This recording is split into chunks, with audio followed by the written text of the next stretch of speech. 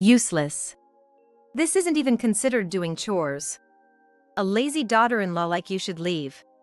My mother-in-law criticized me smugly. Until now, I had always silently continued to apologize. But I no longer wanted to be at her mercy. I glanced at Samuel, and he nodded quietly, showing his support. Shall we move out? Yes.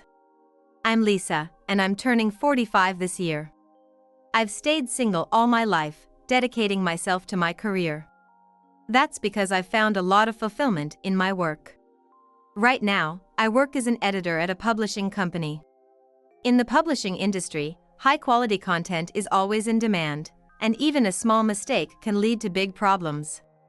So, I can never let my guard down. When I was younger, a significant issue arose because of this. At that time, exhausted by deadlines and busyness, I overlooked some layout errors and published a book with serious typos. Naturally, the author was furious.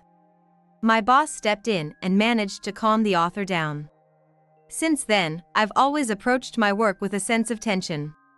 Perhaps because of that, I've been able to handle projects more smoothly.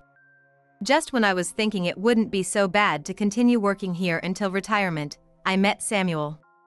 Samuel is a colleague who works at the same publishing company.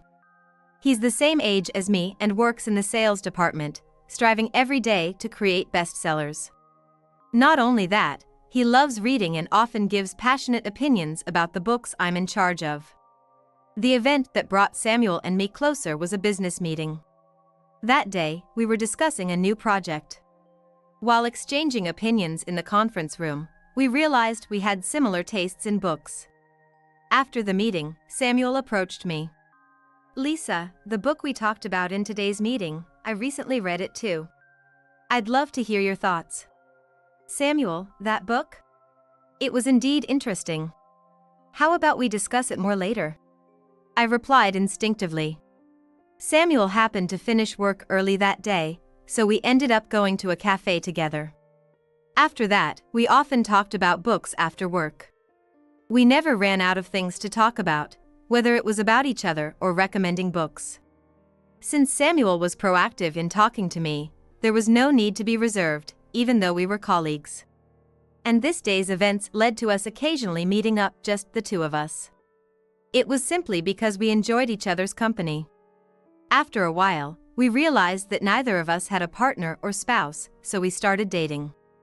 Given our age, Samuel and I are considering marriage as well. And a year after we started dating, we decided to get married. I quit my job at the publishing company when I married Samuel. Though I left as an employee, I could always return as a freelance editor. However, I decided to take care of household chores. I wanted to support my husband Samuel behind the scenes. We greeted each other's parents about our marriage, and now a happy married life awaits us. I truly believed that. But reality wasn't that sweet. Just as we were about to start looking for a house to live in together, I got a call from my mother-in-law with a suggestion. How about you two stay with us until you find a place? Lisa, I think you should learn our family recipes. My mother-in-law cheerfully suggested it over the phone. As I hesitated, she continued.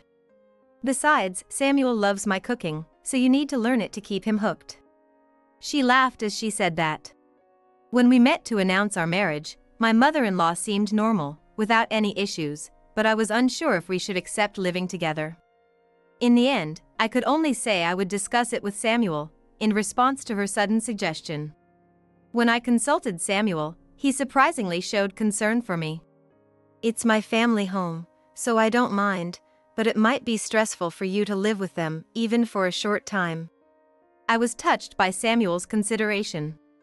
Encouraged by his words, I thought I could build a good relationship with my in-laws, even as a newlywed. If I considered it a temporary arrangement until we found our own place, I might be able to handle living together more easily. Learning the family recipes pointed out by my mother-in-law seemed manageable.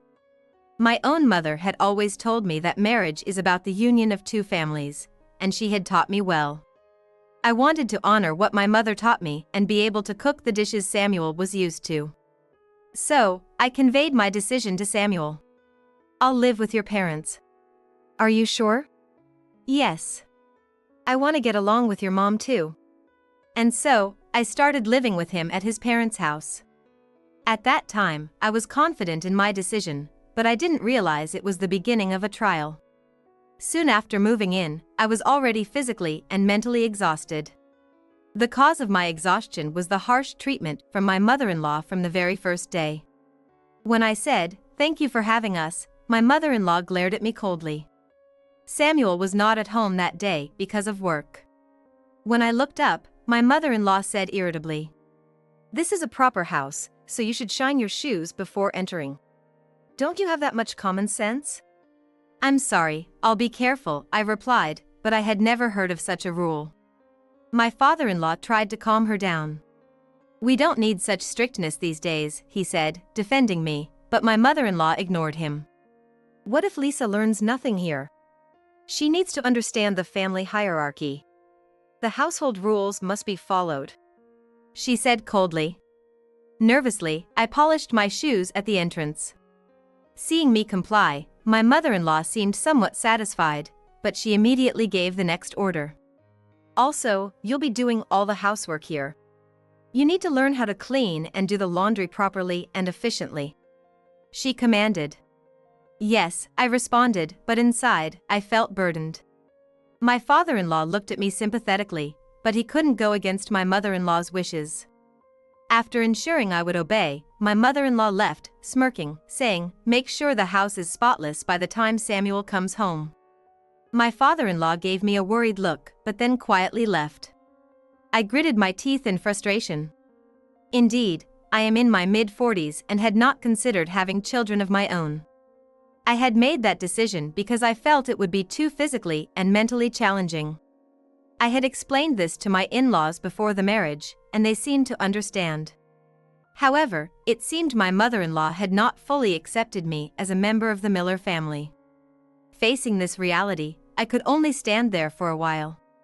At this point, I regretted not refusing to live together. My mother-in-law's attitude only grew harsher with each passing day. "Lisa, come here for a moment." "Yes, what is it?" One day, she called me abruptly. When I approached her, she suddenly got angry. "Look at this window. See, there are fingerprints. Have you been cleaning properly? How can you not manage something like this?" she scolded, pointing at the window glass. "I'm sorry. I must have overlooked it." I apologized, but the window had been clean when I checked it in the morning. I began to suspect that my mother-in-law was deliberately harassing me. She continued speaking. "Lisa, if you're gonna live here, you need to be more diligent. Keeping the house clean is basic. Understand?" she said in a harsh tone. "Yes, I'll be careful," I replied, worrying about how long this situation would last. She nodded, seemingly satisfied, and left the room, but there was an indescribable sternness in her demeanor. A few days later, she called me again. "Lisa, look at these clothes. They're full of wrinkles. Did you iron them? No one will be satisfied with this." She sighed as she spoke. I explained that I had ironed them in the morning, but she ignored me. "That's just an excuse. Do it more carefully. You can't fulfill your role as a daughter-in-law like this," she said coldly. "You need to clean every corner perfectly. If you don't, you'll skip dinner. And don't think about sneaking food." She left for her room after saying that. My father-in-law watched silently, as if he was deep in thought. "Yes," I replied, watching her back as she left. I was growing more regretful of my decision to live together. By the time 6 months had passed, she had assigned all the household chores to me. Laundry, cleaning, and cooking all became my responsibilities. However, I preferred handling the cooking. That's because my mother-in-law's cooking was terrible. On the first day of living together, she told me she'd show me how to cook and added a massive amount of salt to stew. "This is the traditional Miller family flavor. I doubt you can match this level." She said this with a laugh. She had clearly used too much salt. I was shocked and appealed to her. "Hey! This is too salty. Saying that, my mother-in-law responded irritably. Putting your heart into cooking is important. Lisa, how can you not understand such a basic concept? You need to get it right.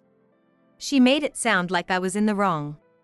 That day, we ended up eating that salty stew. And her attitude didn't change after that. From the next day on, she pushed the dinner preparation onto me and always complained after I served it. How many times do I have to tell you? This tastes bland. You can't even cook properly. What kind of daughter-in-law are you? She would say this and then angrily add more salt. Thanks to my meal, our family stays healthy. You underestimate my cooking. Sorry, I could only apologize. The only solace was that my father-in-law ate quietly without complaint. He would occasionally scold my mother-in-law. We should be grateful that Lisa has cooked for us and eat it, he said. Samuel also stood up to her. This is normal seasoning. Lisa's cooking is delicious, so trust her. He said this and continued to show concern for me even when my mother-in-law wasn't around. I'm really sorry. Let's find a new place and move out soon. His words brought me to tears. One day, I had a high fever of 104 degrees Fahrenheit from the morning. The previous night, my mother-in-law had forced me to clean the windows, making me work with them wide open in the freezing wind. The cold wind pierced my body, and my fingers became so numb I lost feeling in them.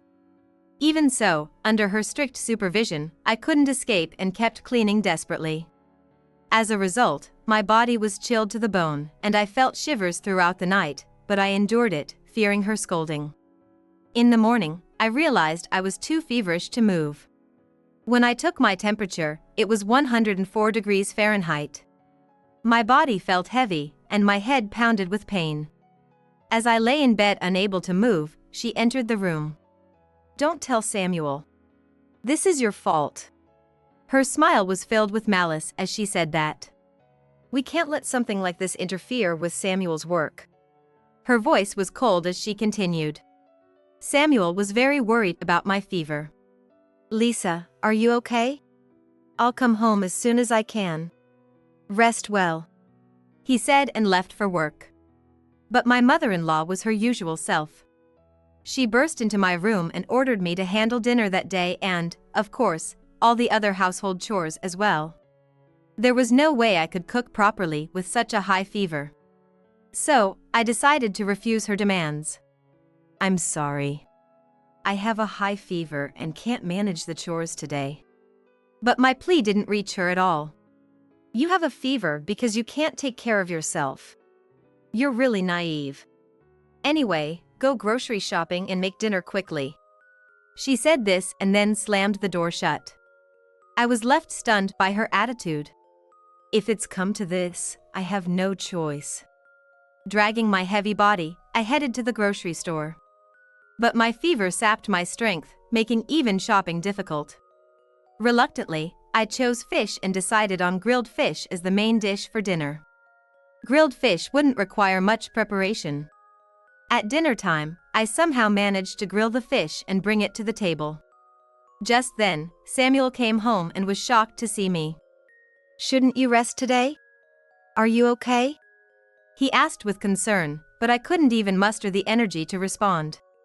At that moment, my in-laws arrived at the table. Oh dear, what is this? Just grilled fish? How lazy can you be? And the table is dirty too. You're really a slacker. My mother-in-law pointed out the unclean table. Today, cooking was all I could manage with my high fever, and I couldn't clean perfectly. I explained honestly to her. My fever is high, and I could barely move. I apologized, but she immediately sneered. Useless. This isn't even considered doing chores. A lazy daughter-in-law like you should leave. She smugly criticized me. Until now, I had always silently continued to apologize. But I no longer wanted to be at her mercy. I glanced at Samuel, and he nodded quietly, showing his support. Shall we move out? Yes. In the end, she just wanted someone she could treat like a slave. So, we decided to leave his parents' house. The next morning, my fever had subsided, and I left the house with Samuel. However, my mother-in-law tried to stop us. Why is Samuel leaving too? Only this useless daughter-in-law should go. She appealed to Samuel. She seemed to think I was the only nuisance, but Samuel, who had lost patience, firmly refused. I love Lisa. Mom, you and Dad can get along without us. When Samuel said this, her face twisted with anger. She has deceived you. I will never forgive her for seducing my son. She spat venom at me. But her words meant nothing to me. It was her who had tried to kick me out. Her words didn't affect me at all. I was no longer afraid of her. 2 weeks later, I was living in a condo. Samuel was with me, and we were enjoying our time together. One day, I received a call. It was from my mother-in-law. At first, I ignored her calls, but she kept calling non-stop, almost hysterically. She just keeps calling. I sighed deeply.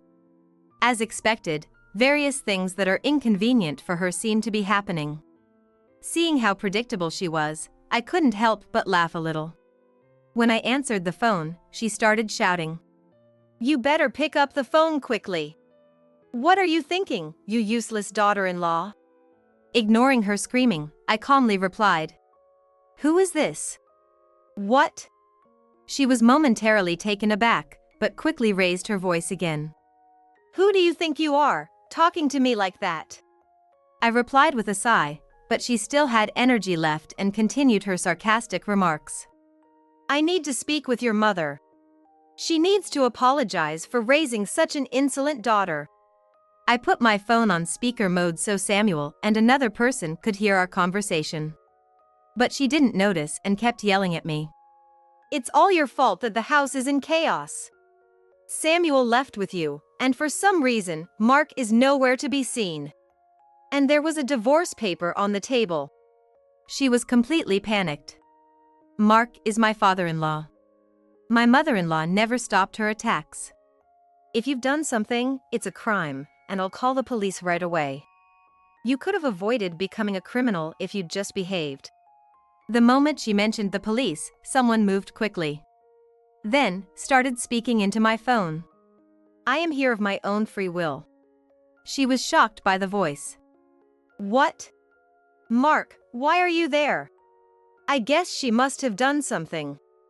I could hear her gnashing her teeth in frustration over the phone. It seemed like a face-to-face discussion was necessary.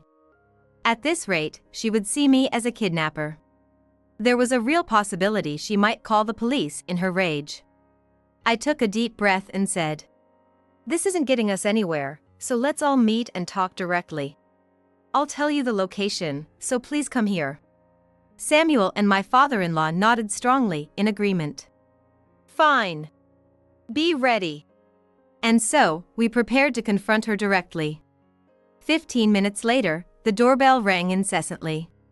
When I answered yes and opened the door, there stood my mother-in-law with a furious expression. How dare you, a mere daughter-in-law, turn Samuel and Mark against me? You're truly despicable. She glared at me. When I remained silent, she continued. And what is this shabby house? The house we used to live in was much better. She looked around hysterically. She was really disturbing the neighbors. Our current place is a 3-bedroom unit. It's old, but the interior has been remodeled and is fairly nice. Sure, it's smaller compared to her house, and even though it's been renovated, you can still feel its age. However, my mother-in-law has no right to say such things. We have our reasons for living in this condo, but I'm not ready to share them with my mother-in-law yet. So, I just glared back at her in silence. As I faced her, Samuel and my father-in-law appeared at the entrance. Both glared at her, but she wasn't fazed. Come on, both of you, let's go home. This shabby place is enough for her alone. She shouted loudly. It was as if expecting Samuel and my father-in-law to come back with her, but reality was not so kind. Here isn't as bad as you think. And if you're unhappy, you can live in that house by yourself. Samuel told her firmly. Don't say that. It's lonely being in such a big house all by myself. So come back. This woman can manage on her own. My mother-in-law pleaded with him. With his arrival, my mother-in-law seemed to have lost some of her previous momentum. But Samuel shook his head and refuted her. Then he refuted her statement. It's better if you're alone. Or is it that you're upset because you can't bully Lisa anymore? When Samuel said this, her face turned red with anger. Her intentions were truly rotten. She just wanted to see me abandoned. With no reason to be hated so much, I could only resign myself to this situation. Then, my father-in-law stepped in front of her and declared, I've run out of love for you. I'm divorcing you, so live freely. Mark. She called out. The day before, my father-in-law had come to see us. I've decided to divorce her, he said with a bright expression. Samuel had told him where we were and suggested he live with us. So, he had come to stay with us. My father-in-law had always questioned my mother-in-law's treatment of me. Even after their marriage, he had been troubled by her behavior. She wasn't neat at all, rarely cleaning or doing laundry properly. She barely ever mopped the floors or vacuumed. When it came to cooking, she thought adding a lot of salt to everything was the solution. My father-in-law found it highly contradictory that my mother-in-law, who was not neat at all, demanded perfection from me. He had endured it until now, but her recent actions had drained his affection for her. He had secretly supported me many times. Glaring at my mother-in-law, he said, I tried to stop you many times. And I saw you deliberately throwing trash on the floor when Lisa wasn't around. He looked at her with contempt. What's this about, Mom? Samuel, unaware of the details, questioned her. To avoid worsening the relationship between my mother-in-law and Samuel, I hadn't shared the details with him. As a result, he seemed shocked by his mother's behavior. My father-in-law, always a rational man, couldn't tolerate her behavior any longer. She was visibly shaken by his revelation. I just wanted her to be a good wife for Samuel. I was just trying to train her. She began to justify herself. But seeing her actions, I could only be exasperated. I expressed my feelings clearly to her. What you're doing is just bullying. Besides, your meals are overloaded with salt, which is unhealthy. Her cooking was clearly too salty. But even then, she argued back. I think stronger flavors are more delicious. Besides, I believe it tastes good that way. She shouted back. It was clear we would never understand each other. I let out a big sigh. Then continue your life. But please, let your husband go. He can't take it anymore. My father-in-law had endured her cooking for many years, but in his 70s, a diet full of salt had become too much for him. Since living with us, he had been delighted to eat normally seasoned food. He finally felt he could enjoy proper meals. But when we moved out due to my mother-in-law, he felt hopeless. That was when he decided to divorce her. But she didn't care about his feelings. What are you talking about? Mark always enjoyed my cooking. She crossed her arms and snorted. There's no way such dishes could taste good. I wondered what was wrong with her taste buds, but didn't say it aloud. Then my father-in-law spoke up, voicing what I had been feeling. No, I've always thought the food was too salty. Lisa's cooking is much better. He said it clearly. Mark. I said, deeply moved. When we lived at the Millers, my mother-in-law often criticized my cooking, so his words were a great relief. Didn't your mother teach you anything?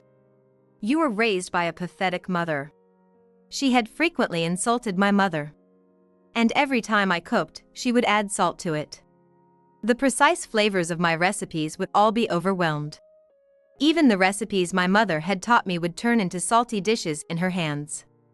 It felt like she was destroying my memories of my mother, and it made me so frustrated I almost cried each time. But now, my father-in-law's words had eased some of that frustration. Mark, you don't need to defend her. Let's go home together. My mother-in-law said as she tried to approach him. But he quickly stepped away from her. Mark, what's wrong? she asked, confused. She still didn't understand why he was avoiding her. He calmly told her, "I'm divorcing you. I'll contact a lawyer." It was his final warning. Hearing this, she suddenly dropped her tough act and began to cry. "No, that house is too big, and how can I live alone? My pension is small too." As my mother-in-law broke down in tears, Samuel added his words. "Mom, don't you know? That house is rented, and Dad canceled the lease. You have to move out next month." "What? What do you mean?" She was shocked. So my father-in-law explained. "Actually, the rent has always been paid from my account. That house is a rental, and if you want to keep living there, it'll cost you $2,000 a month." She was stunned, muttering, $2,000. My in-laws' house had been rented by my father-in-law's family for many years, but it was actually a rental property. Because the rent was low for its size due to an old lease agreement, they had never considered moving to another rental property. However, unlike my father-in-law who had been working, the $2,000 rent was too much of a burden for my mother-in-law, who was a housewife. "That can't be true," she said, crying. Then she looked at me and declared, "I'll live with you now. You should listen to me." Even through her tears, she showed no intention of changing her attitude. Seeing that she wasn't remorseful at all, I smiled and replied, "Absolutely not. I'm a useless housekeeper, right? There's no way I can take care of you." Hearing this, my mother-in-law slumped her shoulders in defeat. After that, the divorce between my in-laws was finalized. She resisted until the end. "What will happen to me if I divorce you? I can't live on just my pension." That's how she ended up crying and shouting. But my father-in-law was merciless. "You can start working even now. Besides, I have no affection left for you. I want to start my life over." That's how my father-in-law coldly declared. Despite her tearful protests, she ultimately signed the divorce papers. For my mother-in-law, it wasn't that she had given up on my father-in-law, she just wanted to avoid fighting. Even after the divorce, she repeatedly showed up in front of our condo. It's unclear whether she was more attached to her ex-husband or the money, but she persistently appeared in front of us. Eventually, she couldn't afford the rent on her own and was unable to transfer the rental contract to her name. With her limited pension income, she was eventually evicted from the house as well. I heard this story from Samuel. She seemed to be in a very desperate situation. Her eyes were vacant, her clothes were dirty, and she looked like she was living a rough life. Eventually, she was taken away by the police. This happened because she tried to harm me. One day, on my way back to my house, she attacked me. We had already consulted with the police, who increased patrols, but no concrete measures had been taken. She took advantage of that gap. "What's wrong?" I asked, shocked, but she grabbed my arm tightly. "Stop it!" I cried out, and she started to scream while crying. "This is all your fault. You've ruined my life. Give me back Mark and Samuel." She collapsed, sobbing uncontrollably. Just then, the patrolling police arrived, and my mother-in-law was taken away. The last time I saw my mother-in-law, her back looked very small. She blamed everything on me and never admitted her own faults. She truly believed she wasn't at fault. The things she lost were a result of her own actions. I will probably never see her again. And the despair she will face after being released from the police will be greater than she can imagine. I am certain of this. She will never find happiness again. We decided to move immediately. Our new home is a newly built house that we had already purchased. We had planned to move sooner, but we waited to avoid any trouble with her knowing our location. Right after she was taken away, we contacted a moving company that responded quickly and moved our belongings to the new house. When she returns from the police, she will find an empty condo. But that's the path she chose. It no longer concerns me. In our new home, Samuel, my father-in-law, and I are living together. Unlike my mother-in-law, he is very helpful. He said with a hearty laugh that men who were not able to do housework weren't valued in this day and age. I'll do my best too, so Lisa, don't worry about anything and do what you love. Samuel supports me. I am deeply grateful to both of them. Next month, I'll be returning to work as an editor. I'm happy that they reached out to me even after I resigned. I'll start part-time, but my goal is to return as a full-time employee eventually. We have a mortgage on the new house, so I want to pay it off quickly. And I realize that I'm the type of person who thrives when working. From now on, I'll work hard to balance my job and housework, and create many happy memories with my beloved family. My kind and gentle father-in-law passed away after a long illness. His funeral, attended not only by family members but also by many of his business associates due to his wide circle of acquaintances, turned out to be a grand affair. I too wish to be sent off by my family and many friends like this at my end. I'll pick out some background music, so I'm counting on you. My husband told me without changing his usual attitude, as if it were the most natural thing in the world. To me, it was outrageous coming from him. Ask your real family for that. We're just a family for show, after all. There's no obligation to go that far, right? I declared, claiming to know all his secrets and confronting him with just a bit of evidence. His face turned pale and he freaked out. All of Dad's stuff is going to be inherited by me, his son. These words, blurted out in panic, only led my husband to face further hell. I moved in with my in-laws immediately after getting married. Although I was hesitant when the idea of living with my in-laws was first proposed before marriage, it would be a lie to say I didn't consider it. However, my in-laws were very kind people, and my husband assured me he would always be on my side, no matter what. Encouraged by the kindness of my in-laws and my husband's strong words, I decided to move in. After getting married, I continued working for a while but decided to quit my job just before turning 30 and became a full-time housewife. Partly because I wanted children and partly because my father-in-law's health was gradually declining. He kept working, saying it was too early for him to retire, but he started spending more time at home, going out less on his days off. My mother-in-law suggested he go to the hospital, but he never went, dismissing it as just a decline in physical strength that comes with age. Soon, my pregnancy became evident. My father-in-law, looking forward to the birth of his grandchild, seemed to gradually regain his spirits upon learning of my pregnancy. When my son was born, seeing him happily holding the baby made our family bond stronger, and we deeply felt our happiness. About a year after my son's birth, my husband was transferred to a different department at work. His job content seemed to change, leading to increased overtime. He came home late, catching the last train for half the week, and by the latter half of the month, his overtime hours exceeded the limit, leaving him unpaid for extra work. I doubted the sense in working overtime under such conditions.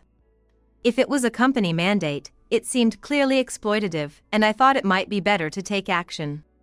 Meanwhile, my husband started staying out more, citing business trips. Despite being a weekday, he often came home late from drinking parties. Gradually, he started making more excuses to go out alone on weekends and holidays as well. I had tolerated his absence from home on workdays without complaint. Understanding from my own work experience that unpaid overtime was sometimes necessary to finish work. I understood that such things inevitably happen when you're working. However, I couldn't understand why he would be so busy as to give up his holidays as well. Recently, having seen news stories about overwork deaths, I couldn't help worrying about his health. My husband, perhaps annoyed by my interference, began to be vague about his reasons for going out. Hey, who exactly calls a family man out on his day off? Someone from work? They know you have a young child, right? We had received birth gifts from his colleagues and his direct boss. So I found it hard to believe that they would overwork him. There was a time when such practices were tolerated, but nowadays, companies that encourage leaving on time and discourage working on holidays are becoming more common. I wanted to speak out against any company or boss that would deliberately do the opposite. Don't meddle in a man's work. I don't want to meddle in your work. But is it too much to ask for you to act a bit more like a father? I'm earning money as a father, aren't I? What more do you want? And so, our conversations always ended in arguments. My mother-in-law also warned that if things continued this way, my husband would become a stranger rather than a father to our child, but her attempts to stop his outings were utterly ineffective. First of all, the reason I can never relax is because you're completely failing as a wife. It started with him saying I should stay up and wait for him to come home because I'm his wife, questioning why I would ever eat before him, and stating it's obvious that he should be the first to take a bath. Essentially, my husband began to dictate how a wife should behave. Once our child grows a bit, I might be able to adjust my meals and wake-up times to match my husband's.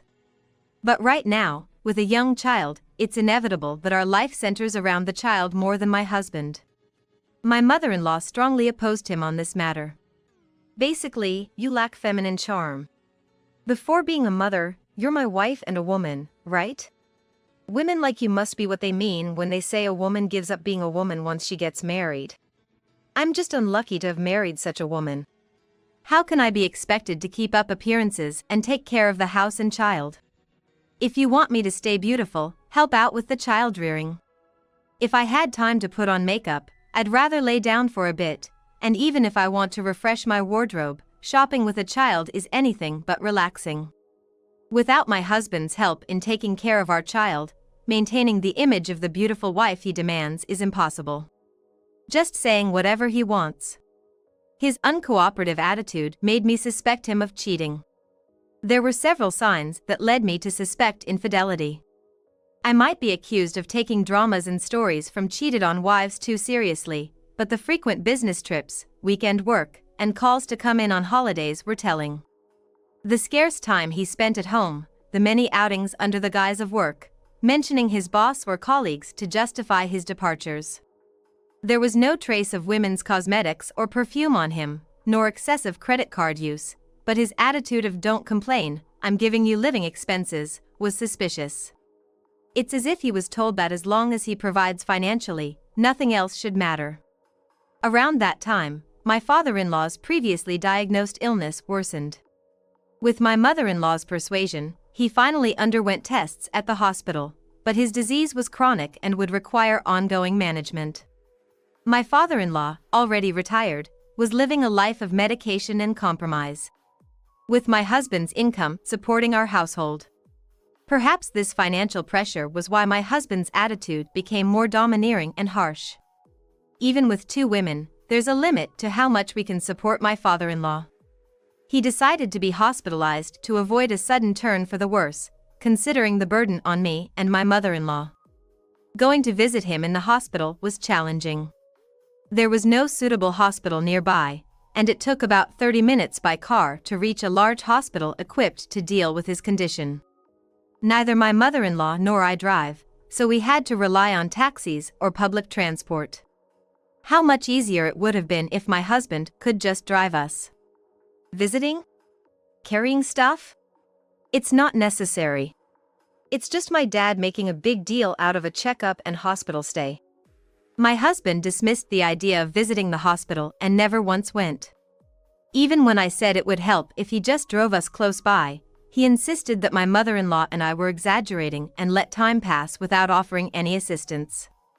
As my father-in-law's condition deteriorated, despite our desperate care, he passed away. A few days before his death, my husband said he had a long business trip. This was when the doctor had told us he had only a couple of days left. What kind of company forces work at a time like this? I rarely raised my voice, but I couldn't help but lash out at my husband.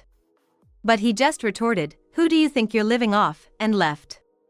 My mother-in-law had hurt her back caring for my father-in-law, so we stayed at a nearby hotel to tend to him. There was no time to merely grieve, we were busy arranging the funeral and everything that came with it. My father-in-law was a highly respected man, and despite being retired, many of his former colleagues and subordinates attended his funeral. Many volunteered to help, providing great relief to my mother-in-law and me. No family member spoke ill of him, they tearfully shared memories of my father-in-law. His funeral was a warm and gentle farewell. However, my husband, who acted as the chief mourner, ruined the funeral's peaceful atmosphere with his behavior at the meal afterward. Hey, we need more booze here. And we're running low on meatloaf at this table. You're the wife, you should be more attentive. We had entrusted the funeral arrangements to the funeral home, anticipating a large turnout. The staff could have easily handled requests for additional drinks or food. Yet, instead of speaking directly to them, he first demanded of me. Moreover, during my father-in-law's battle with illness, my husband embarrassed me in front of distant relatives who couldn't visit and his company colleagues by saying things like, "Sorry for my useless wife. She's just like that at home too, and she leaves all the caregiving to my mother and the hospital while she just lazes around at home, the worst kind of wife." But that's exactly what he was doing. I was furious but realized arguing would just put me on the same level as him. So, I swallowed my irritation and said, "Please let me know if there's anything I can do," despite my shortcomings, trying to maintain his dignity. But when my mother-in-law suggested it might be time to wrap up, nearly everyone had stayed till the end, mourning my father-in-law. Seeing this, my husband muttered something about wanting to be sent off by family in the same way. He might not have been aware he spoke aloud, but I heard him clearly and thought, "How dare you say that? Since I can't fulfill that wish, why don't you ask your other family?" When he looked puzzled, I mentioned his wish to have a funeral attended by family like his father's. Realizing his thoughts had slipped out, he started making excuses in a panic. "I'm a good husband, right? We're not struggling financially, and our future's secure, right? What's wrong with talking about my ideal funeral?" However, the remaining relatives were puzzled by the mention of another family, looking back and forth between us. It was only then my husband realized the gravity of the situation. Sweating and eyes darting around. "Another family? No idea what you're talking about. Maybe my dad had a secret child or something?" Despite his attempts to feign innocence, I pulled out a document entrusted to me by my father-in-law and shoved it in front of my husband, turning his face pale. It was as if I was watching the blood drain from his face. Turns out, I wasn't the only one suspecting my husband of cheating. I only harbored suspicions, but never actually took any action. More accurately, I wanted to act but couldn't. As a stay-at-home mom, I had limited funds and couldn't just go to a detective agency or follow him around with our son in tow. But my father-in-law had used his savings to hire a detective to investigate my husband's behavior. Even before I had noticed anything, my father-in-law wanted to hand over the evidence of my husband's infidelity to me, while he still had the consciousness and had called me over to do so. Shortly after giving me the documents, he passed away. He had introduced me to a lawyer friend in case I needed help. I had already consulted with my mother-in-law the day I received the documents. We decided to confront my husband after all funeral-related matters were settled, thinking it inappropriate to involve the relatives in our personal issues until then. But with my husband continuing his self-centered behavior, disregarding our feelings, I decided not to hold back any longer. "Thinking you could get away with just an affair was a big mistake," I said, scattering not just the paper with evidence of his infidelity but also photos of them being affectionate, entering love hotels, on vacations together. "There's a child involved with your mistress, right? When's the due date?" It aligns with when my father-in-law decided to be hospitalized. While my mother-in-law and I were caring for him, you were getting your mistress pregnant. My mother-in-law was furious. I was worried her blood pressure would skyrocket. Some relatives tried to calm her, while others condemned my husband as a disgrace to the family. With no one on his side, my husband kept making feeble excuses to get through the situation. "I was just hanging out with a girl from the bar, that's all." Even though his excuses for the trips and hotels might somehow make sense, they were desperately weak. Among the relatives, some who own bars pointed out that getting someone pregnant is way beyond normal socializing if you're not working there. Even if it was just hanging out at a bar, a man with a wife and child should decline intimate after-hours or companionship out of respect for his wife. My husband might have thought that mentioning his connections to bar owners would win him some sympathy from the male relatives. However, not a single male relative showed any sympathy for him. Instead, they looked at him with disgust and criticized him. Then my husband became defiant.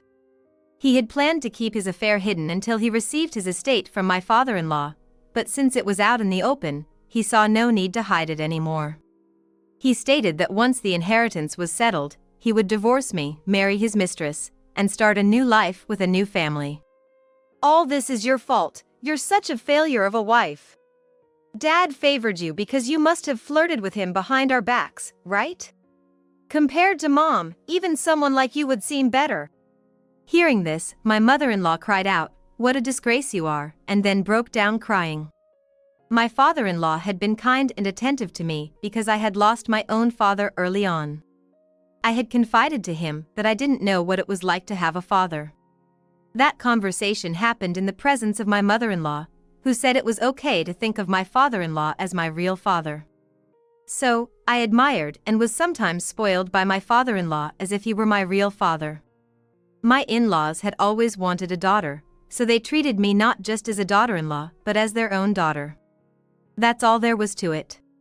To equate the affection of my in-laws with something romantic was outrageous. My husband's rotten brain, which linked every interaction with the opposite sex to romance, made me nauseous. Into this chaotic scene stepped a man. The lawyer my father-in-law had introduced to me. The lawyer told my husband, "You're not getting any inheritance, you know?" If my husband hadn't brought up the inheritance, the lawyer might have just watched to see how things unfolded. But since my husband mentioned divorcing after getting his inheritance, the lawyer thought it best to clarify the facts sooner. My father-in-law had rewritten his will in his hospital room, not long before he passed away, wanting to ensure my mother-in-law and I could inherit without leaving anything to my husband. My husband insisted he had a right to some portion of the inheritance as his son, confident at least in receiving the legal minimum share. My father-in-law had anticipated such a scenario and arranged his estate so that even if my husband made a claim for his statutory share, he would receive next to nothing. When I say next to nothing, after deducting legal fees and such, it might even be less than nothing, said the lawyer. I'm not sure how much lawyers charge, but knowing my father-in-law, he made sure the amount my husband could get would indeed be minimal. My husband, who worked for a decent company and believed he would be financially well off after inheriting, had been squandering money with his mistress ever since he found out about his father's illness and retired early. He was convinced the inheritance would more than cover his expenses. My husband worked for a pretty good company, so his salary was decent.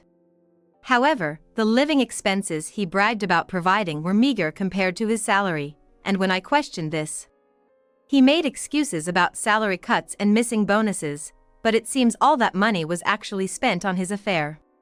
My father-in-law was a high-ranking executive at a major company.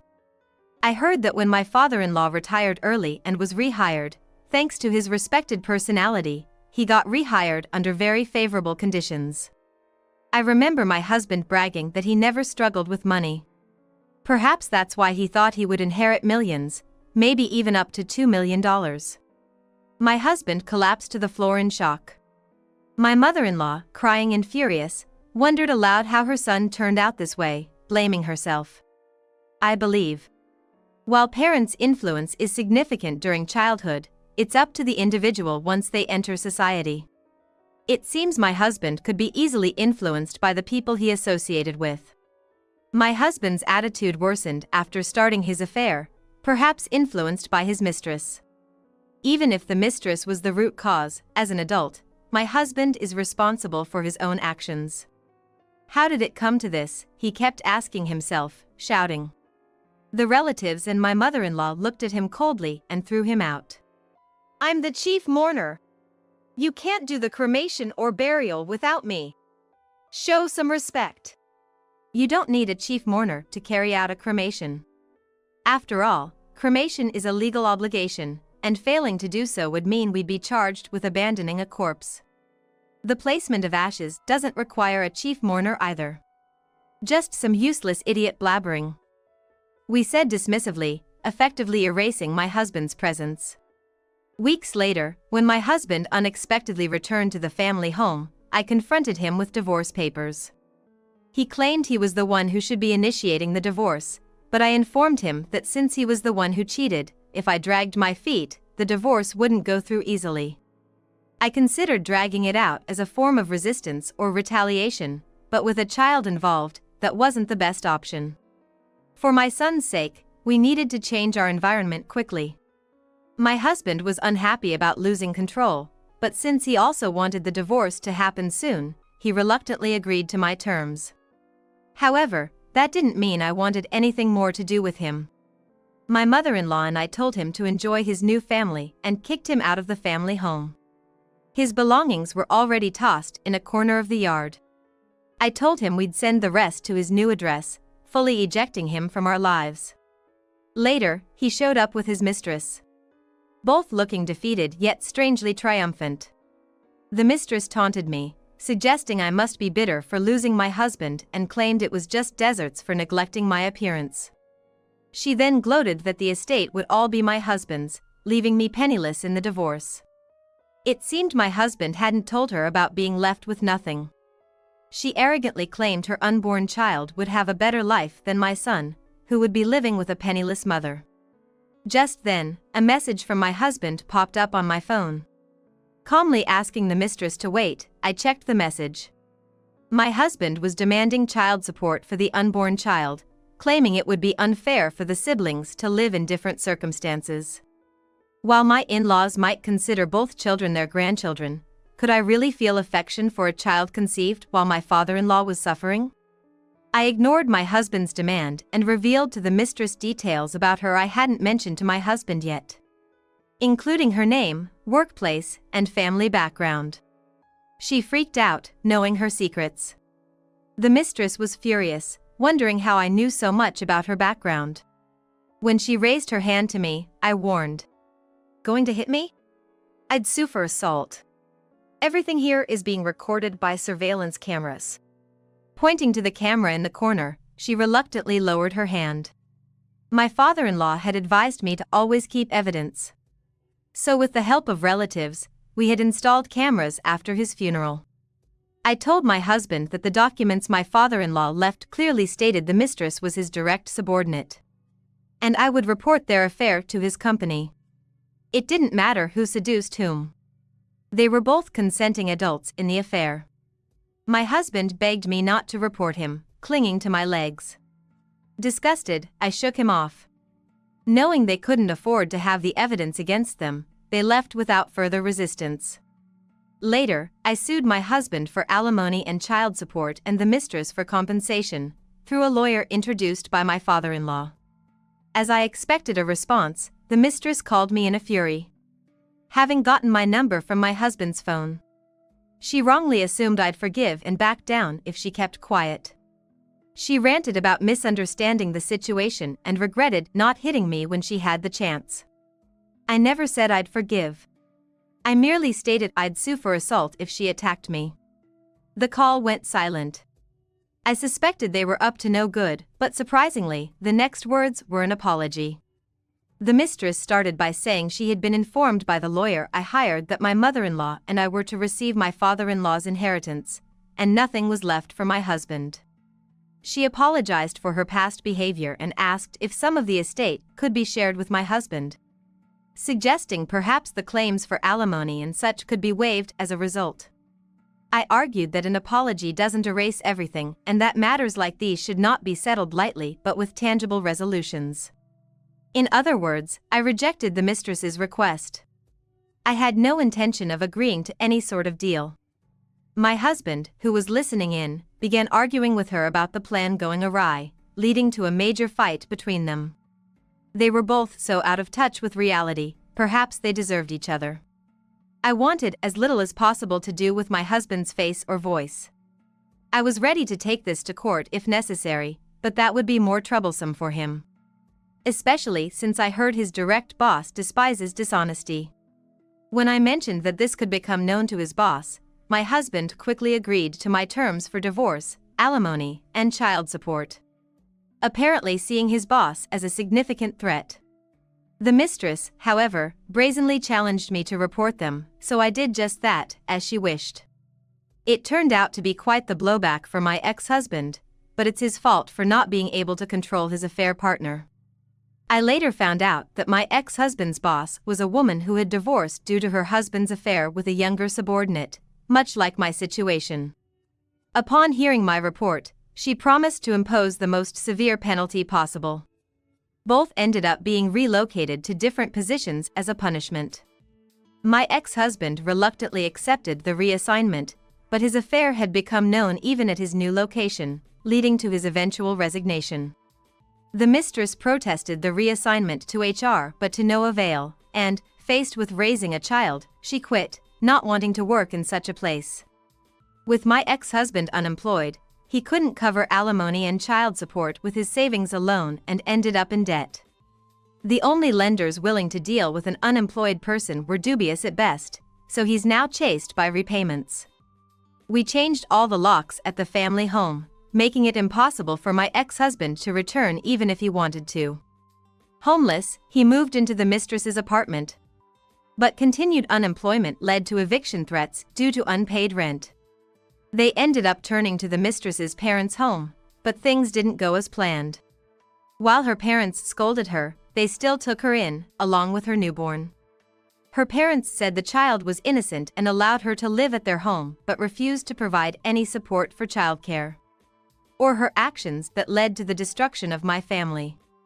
However, my ex-husband, having dishonored their beloved daughter, incited the wrath of his mistress's parents and was driven out. Rejected by her parents as trash. My ex-husband couldn't return to the family home or seek help from relatives. His dreams of a happy life with a younger woman shattered by reality. The reality is being abandoned by both families, losing work, and having nowhere to belong.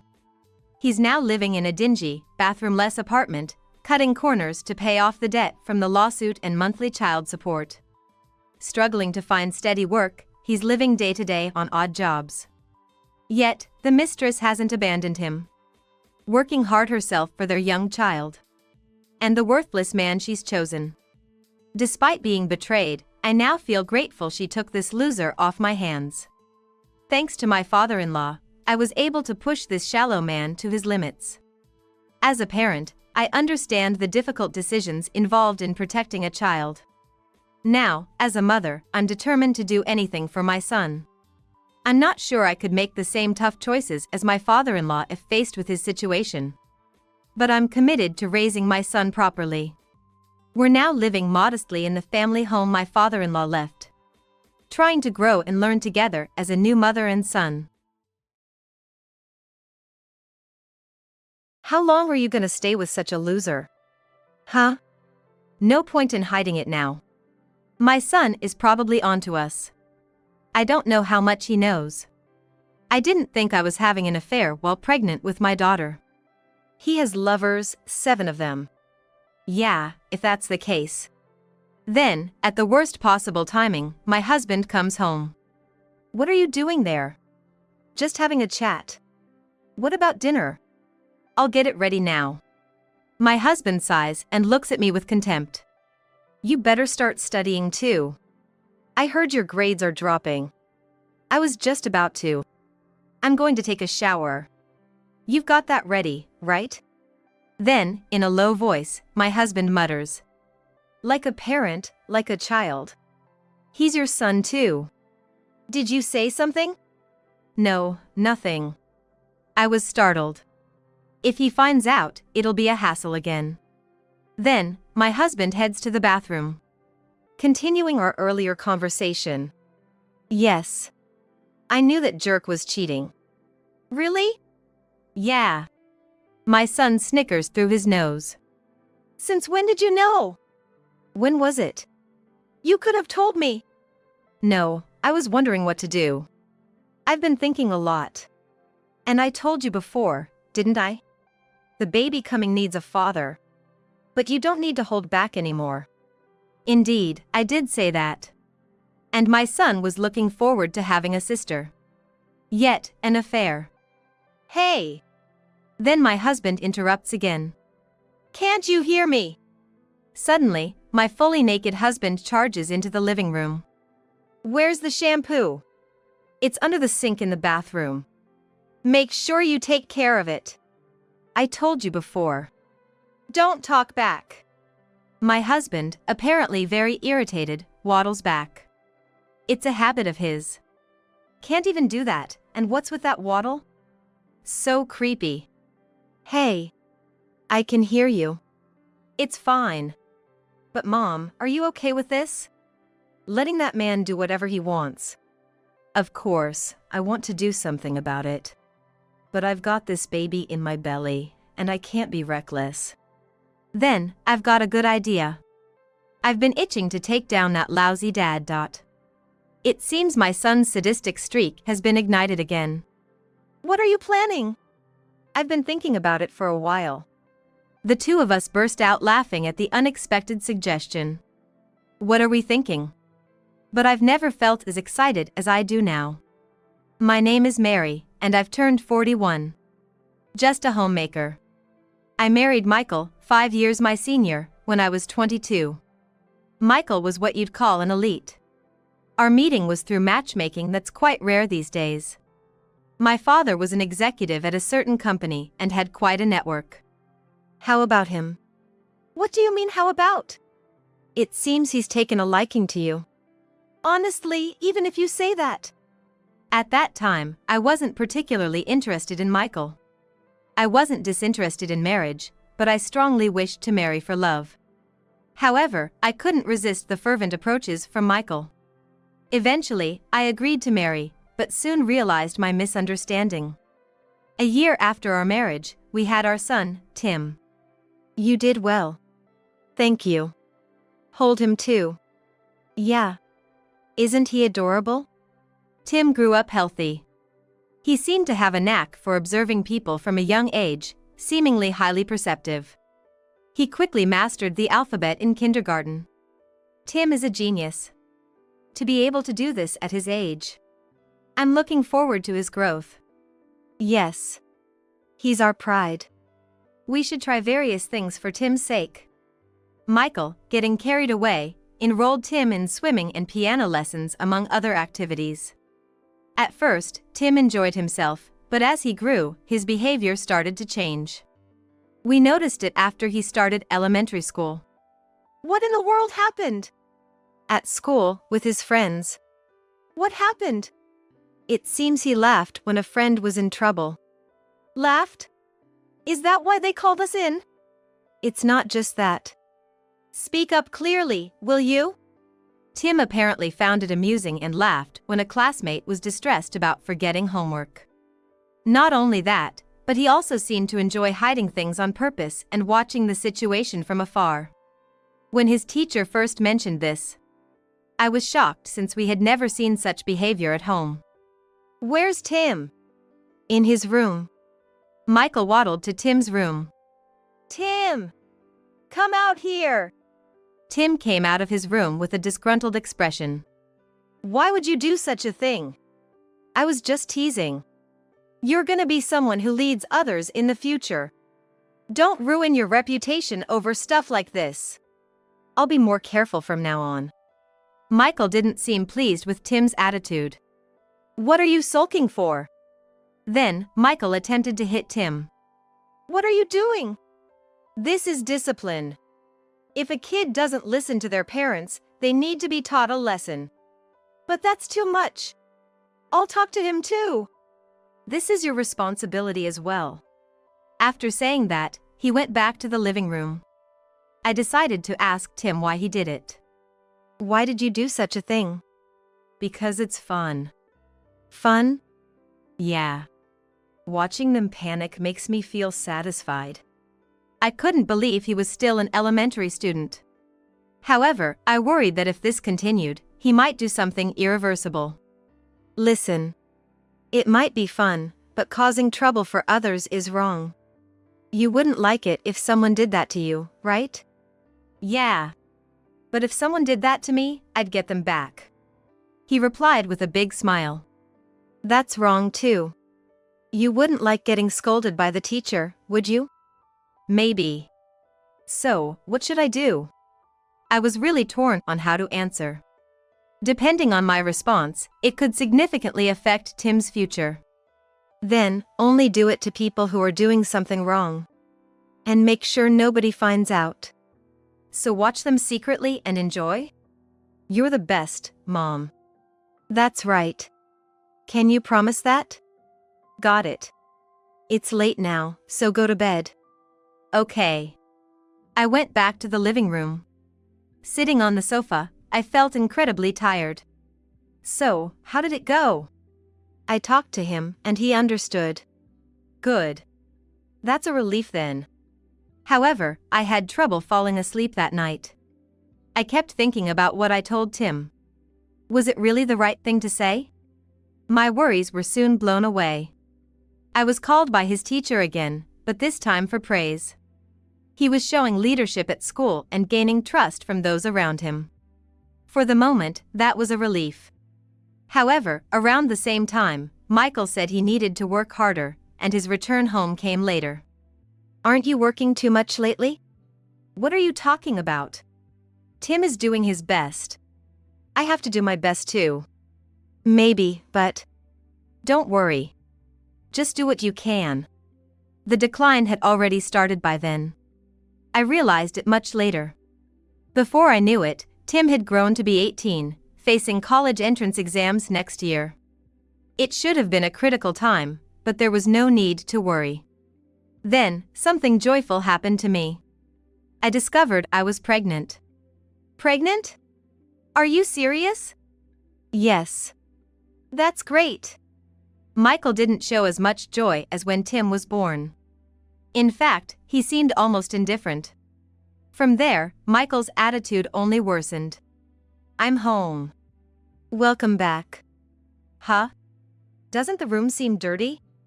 I was actually cleaning, but suddenly felt sick.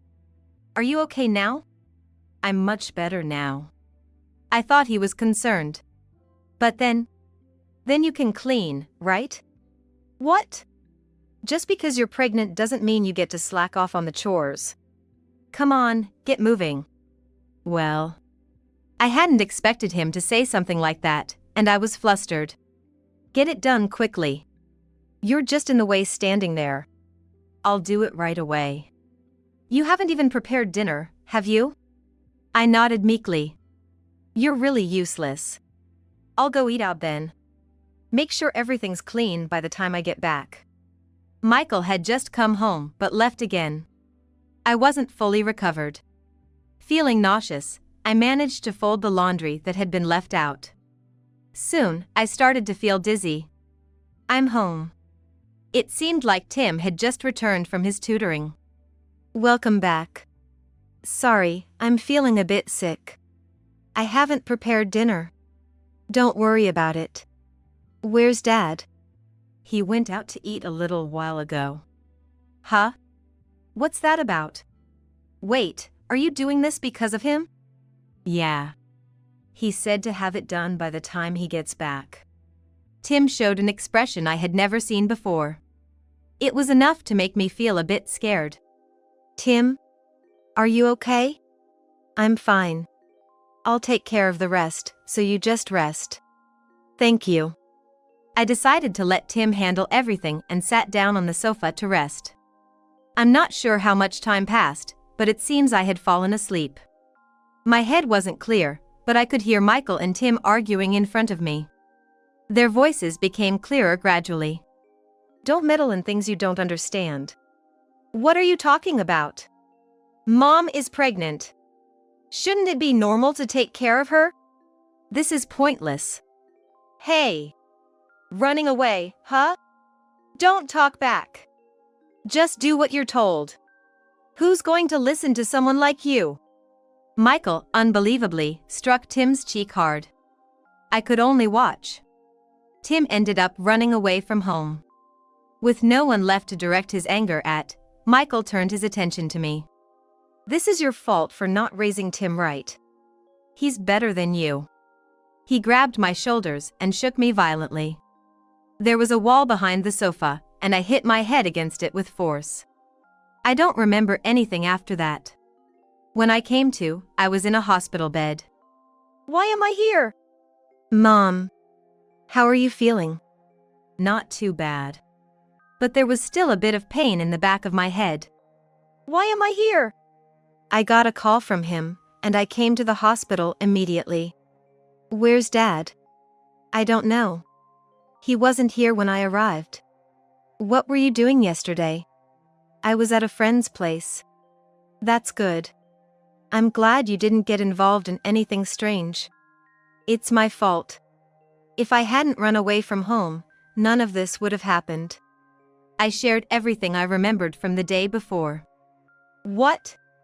When I asked the nurse, I was told you were brought in after falling.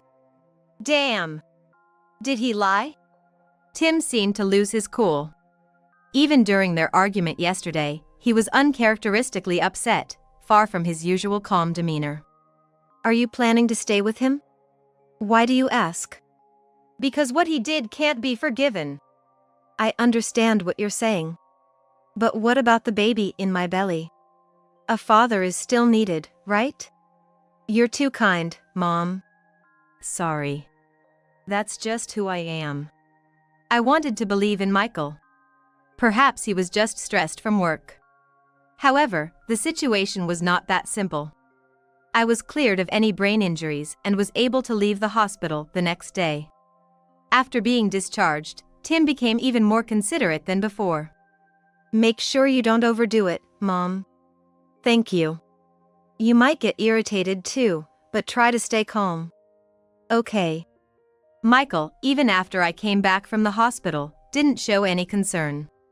Instead, he kept piling chores on me as before, deliberately ordering me around for things he could easily do himself. Apparently, he disliked being reprimanded by Tim and would wait for times when Tim wasn't home. Then, one day, I've got a business trip starting tomorrow. Get my clothes and everything ready. That's rather sudden, isn't it? Unlike you, I'm busy.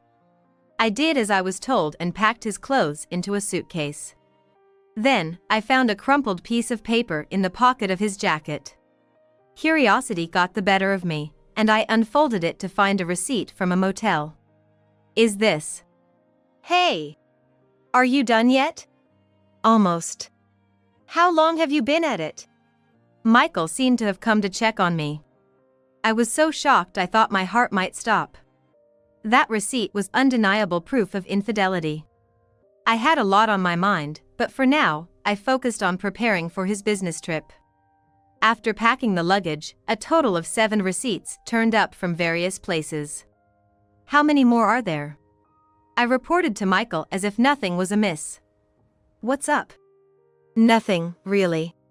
Anyway, I'll be gone for 3 days starting tomorrow. Don't slack off just because I'm not around. The next day was Sunday, and Michael left for his trip early in the morning. Morning, Mom. Good morning. What's that you're holding? What? I realized I had forgotten. The motel receipt I found yesterday was still in my pocket. It's just some trash. I intended to throw it away immediately but tripped over the trash can and dropped it. What are you even doing? Sorry. Don't worry about it. I'll take care of it. Thanks. As Tim was picking up the scattered trash, he suddenly froze. Something wrong? It's nothing. Dad's on a business trip starting today, right? That's right. For 3 days. Guess it'll be a bit more peaceful then. Tim's words weren't entirely untrue. In fact, I felt a bit relieved when he mentioned his trip yesterday. Then a thought struck me. What if he's not really on a business trip but meeting another woman? I didn't want to think about it, but I couldn't help imagining the worst. While pondering, I found an envelope on the table. It seemed like Michael had forgotten some documents. This is important, isn't it? Yeah. He must have forgotten it. Tim suddenly started laughing. What's so funny all of a sudden? Just thought of something good. Can you call him for me? As Tim requested, I called Michael. He said he'd come back home right away and hung up. And? How was it? He seemed pretty flustered. Nice, nice. Let's wait for him to come then. Michael returned an hour later. Hey! Has anyone seen an envelope around? Tim shook his head. No, I haven't seen it. Damn, where is it? Maybe it's in the study? We had a room that served as a study. Maybe. Michael headed to the study. Tim was trying hard not to laugh. What are you thinking? Watch this. Tim, without any remorse, ripped up the envelope he had found earlier. If you do that, just watch. I couldn't find it in the study either. Are you sure you haven't seen it? I haven't seen it. If I don't have it, the contract. Isn't it about time for your trip? Shouldn't you be going? That's not important right now. The thing is, the trip isn't. Michael suddenly stopped speaking. Tim didn't miss his reaction. Was the trip not real? Of course it was. Michael stormed out of the house, grumbling. Did you see his face? That panic was priceless. You saw it too, right? I saw it, but if we do this... Oh, this? It's nothing compared to how he's always treating you, Mom. I was worried. Was Tim's mischief flaring up again? But Michael's earlier remarks made me suspect he might have lied about the trip to meet another woman. I decided to hire a professional to find out the truth. The findings were shocking. 3 days later, Michael returned home as if nothing had happened. How was the trip? The trip? It was okay, I guess. More importantly, you did what you were supposed to while I was away, right? Yeah. By this time, I was already 6 months pregnant. My belly was getting bigger, making it harder to move around. This meant I could do less around the house than before. But I had Tim. Thanks to Tim, I could say I was getting by without any trouble. I started to question if continuing like this was really okay. Mom, whatever decision you make, I'm on your side. Really? Thank you. Tim has always been observant. Maybe he knew I was struggling with something. For now, I decided to do what I could and went ahead with the investigation into Michael. It was said to take some time, but the wait until the results were known felt incredibly long. So, what are the results? This was 2 weeks after I had requested the investigation. They contacted me wanting to report the results, and I went to meet them immediately. To put it bluntly, your husband was having an affair. Is that so? Although I had anticipated it, being told so directly made everything go blank. Are you okay? Yeah, I'm fine. Also, there's something else I need to tell you. As he said this, he began to lay out photos on the desk. There were 7 photos in total, all of young women. No way! As you guessed, all the women in these photos are his mistresses. I was speechless. I couldn't think of anything. There were also numerous photos of him entering hotels, including some where he was kissing someone in front of a hotel. I stuffed these pieces of evidence into my bag and went home. I didn't know what to do. Showing these to Michael would end everything. But then, something unexpected happened. Look at this. Is it a celebration? It's not my birthday, though. Once in a while, it's fine, right? And, please pass my regards to your father. To my father? Yeah. Just because I'm a good husband. Michael handed me a large bouquet. I had never received anything so splendid even since we got married. I was genuinely pleased. Afterward, Michael began to take care of me as if he had forgotten all about the affairs. Or perhaps, it was me who had forgotten about his infidelity. Charmed by his sudden kindness, something I hadn't experienced in a long while, and perhaps starved for. His change was so drastic, he seemed like a completely different person. The one not convinced by this was Tim. He's been unusually kind lately, hasn't he? You mean Dad? I'm sure there's a catch somewhere. What are you talking about? Stop it already! Mom, you're being deceived by him. You'll regret it for sure. Enough already! This marked the beginning of a strained relationship between me and Tim. We hardly spoke anymore, and Tim spent more time shut in his room. However, the true nature of Michael would soon come to light. It happened a week later. Damn it, why did this happen? It's your father's fault. What?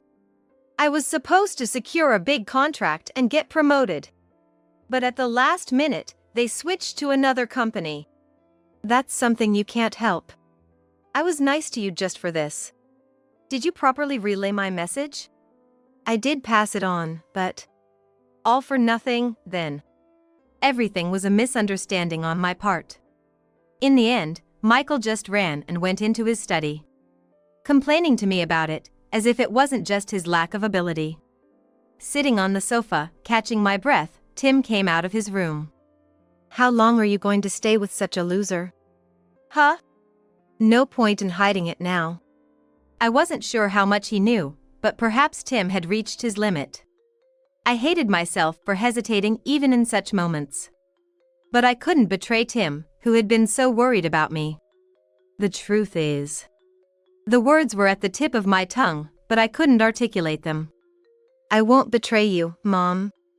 Encouraged by his words, I felt a bit braver. Your dad has mistresses. 7 of them.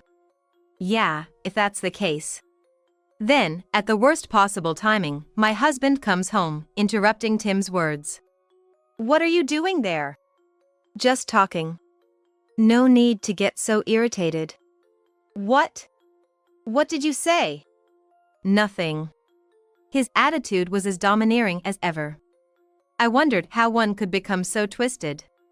What about dinner? I'll prepare it now. Michael sighed and looked at me with contempt. Can't even prepare a meal properly. Poor child, being born to such a mother. I thought to myself, aren't you the one having affairs? He seemed particularly irritated today, taking it out on Tim as well. You better start studying too. I heard your grades are dropping. I'm about to. Besides, even with the drop, I'm still at the top of my class. Not sure about you, though. Say that again. Tim seemed ready for a fight. Never mind. I'm going to take a shower. You've got that ready, right? Yes. And then my husband mutters under his breath. Like a parent, like a child. He's your son too. Tim muttered in a voice so low it was almost inaudible. Did you say something? No, nothing. Then Michael headed to the bath. Seeing he was gone, Tim began to speak. About what we were talking about earlier. Yeah? I knew that jerk was cheating. Really? Yeah. Tim snickered through his nose. Since when did you know? When was it? Right, the day he said he was going on a business trip? The day you shredded that envelope? That's right. But how? Tim began to explain how he found out about Michael's affairs. It was purely by accident when I knocked over the trash can. Among the trash, he found the Love Hotel receipt I had dropped. Never thought something like that would be mixed in. And 7 women, I can't believe it. I agree with you there. Really, how stupid can you be at his age? Tim didn't hold back his words. But you could have told me. No, I was wondering what to do. I've been thinking a lot. And I told you before, didn't I? The baby coming needs a father. But there's no need to hold back anymore. Indeed, I had said that. And Tim had been looking forward to having a sister. Yet, an affair. Hey! Then Michael interrupts again. Can't you hear me? Suddenly, Michael charges into the living room fully naked. Where's the shampoo? It's under the sink. Make sure you take care of it. I told you before. Don't talk back. Michael, apparently very irritated, waddles back. It's a habit of his. Irritated or not liking something, he does that. Can't he do that much himself? And what's with that waddle? So creepy. Hey. He can hear you. It's fine. But Mom, are you okay with this? Letting that man do whatever he wants. Of course, I want to do something about it. But I've got this baby in my belly, and I can't be reckless. Then, I've got a good idea. I've been itching to take down that lousy dad. It seems Tim's sadistic streak was flaring up again. What are you planning? I've been thinking about it for a while. The two of us burst out laughing at the unexpected suggestion. What a thought. But I've never felt as excited as I do now. We plan our strategy in secret. Decorating the house with photos of his mistresses would be hilarious, right? Oh, and of course, I'm planning to send them to his company too. I wonder what his face will look like. But there's a problem. Problem? No, about what to do with those photos. At first, I thought about hiring a detective to gather them. But then I found out it costs quite a bit. That's when I remembered the evidence I had kept hidden in the closet. That won't be a problem. I've already secured the photos. You mean you've already had it investigated? I completely forgot. Typical of you, Mom. So natural, you know? Anyway, now that we have the materials, it's just about deciding when to do it, right? Then, there's a good day for it. Next Tuesday. Why that day? Because it's someone's birthday. I see. From then on, we eagerly awaited that day. Unaware of our plan, Michael continued to mistreat me, but this time it didn't affect me. Then came Tuesday morning. When will you be coming home today? I plan to come home early today. I see. He looked a bit puzzled. Then, shall we start decorating? If only today were a day off. I'll do as much as I can. I'll come straight home after school. Have a good day. After seeing Tim off, I immediately started putting up the photos all over the house. The work I started at 9 a.m. quickly passed 1 p.m. Right, I need to prepare that too. Once all the decorating was done, Tim came back home. I'm home and, wow! When I decide to do something, I do it right. I'll finish up. Tim took care of the spots I couldn't reach. This should be good, right? You're too soft, Mom. There's still more. I found something funny at a store. That might actually be a good idea. Could you set this up by the window? I'll send the photos to his company. Now, we just had to wait for Michael to come home. He arrived back at 8 p.m. Then, as planned. Leave it to me. I headed to the entrance and greeted Michael with the biggest smile I could muster. Welcome home. You seem unusually cheerful. Do you know what day it is? No. Today's your birthday, so I got you this. And I mask? Just go with it. I led a blindfolded Michael to the living room. How much further? You can take it off now. Upon removing the eye mask, Michael was speechless, seeing the walls plastered with photos of his mistresses. What is all this? This is your birthday present from me and Tim. The icing on the cake was the letter-shaped balloons Tim had bought. Loser was spelled out in Roman letters on the window. Happy? Do you like it? Are you kidding me? Tim then burst into laughter. Kidding? That would be you. Sorry to break it to you, but we knew all about your flings with those 7 skanks. Elite? More like a brainless monkey. Michael collapsed onto the floor, looking almost tearful, which made us laugh. Mom, it's meant to laugh. Oh, right. Sorry to kick you when you're down, but here's another gift. What now? A divorce paper. I've already done my part. We're leaving now. Where to? Back to my parents. I can't stay in this creepy house. You can clean up. As we were about to leave, Michael's phone rang. Maybe you should answer that. Hello? Yes, what? Tim and I exchanged glances and high-fived. Michael turned towards us, leaving the phone call. What have you done? Sent evidence of your affairs to your company. Enjoy? See you, loser. And so, we left Michael behind. I'll never forget the look on his face when he took off that eye mask. After explaining everything to my parents, they welcomed us warmly. It seems I was blind to have not seen what a loser he was. Me too. Stay here as long as you like.